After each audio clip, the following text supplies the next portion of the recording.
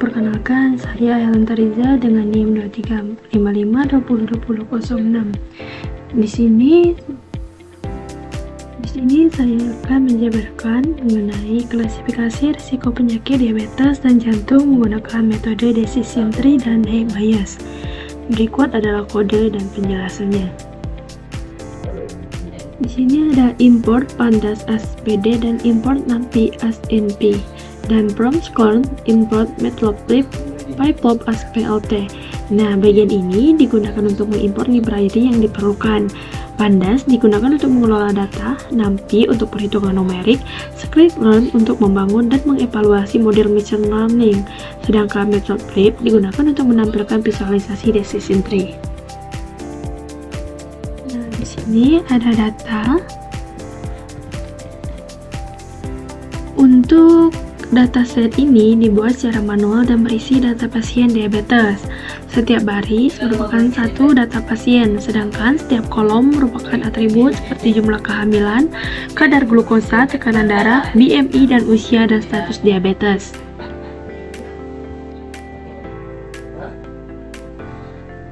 Kode ini digunakan untuk mengetahui struktur dataset, jumlah data, tipe data setiap atribut, serta memeriksa apakah terdapat data yang hilang atau missing value sebelum dilakukan proses klasifikasi.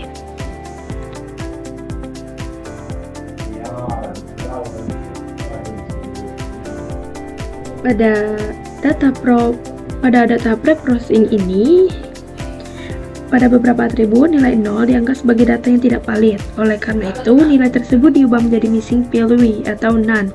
Kemudian diganti menggunakan nilai rata-rata min agar dataset menjadi lebih lengkap dan siap digunakan untuk pelatihan model.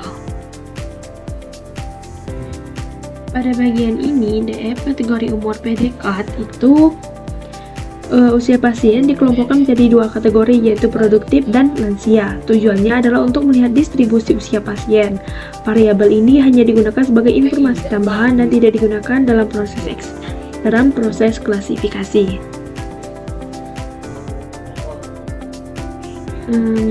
DF-com ini digunakan untuk dipisahkan menjadi XP itu sebagai data masukan yang digunakan untuk proses prediksi. Y itu target sebagai hasil yang akan diprediksi, yaitu status diabetes, 0 tidak diabetes, dan 1 diabetes.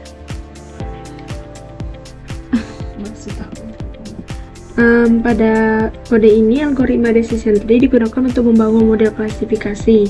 Nah, model ini akan mempelajari pola hubungan antara atribut sehingga dapat membuat aturan keputusan dalam menentukan apakah pasien berisiko diabetes atau tidak.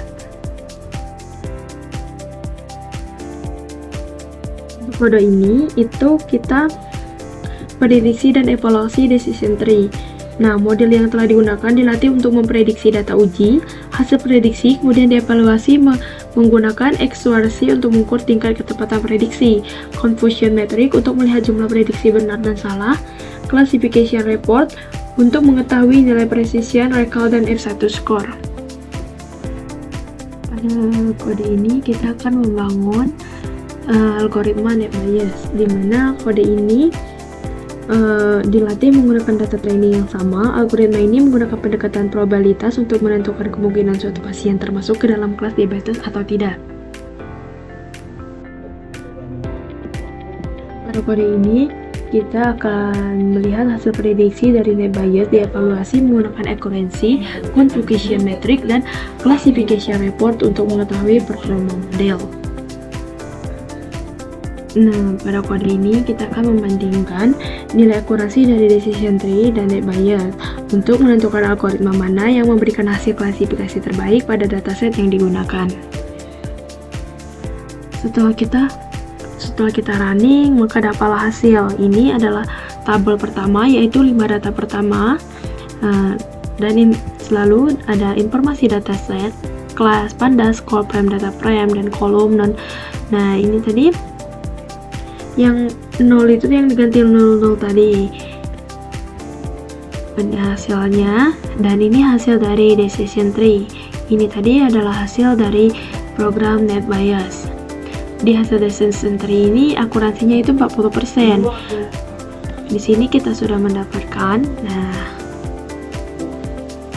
tabelnya, dan juga ada pohon keputusan. Nah, di sini hasilnya di mana? Hasil dari net bias. Nah, di sini kita sudah dapatkan hasil danyanya dari decision tree itu adalah 40% dan net bias 40%, di mana kedua model memiliki akurasi yang sama. Baiklah, sekian presentasi dari saya. Saya akhiri. Wassalamualaikum warahmatullahi wabarakatuh.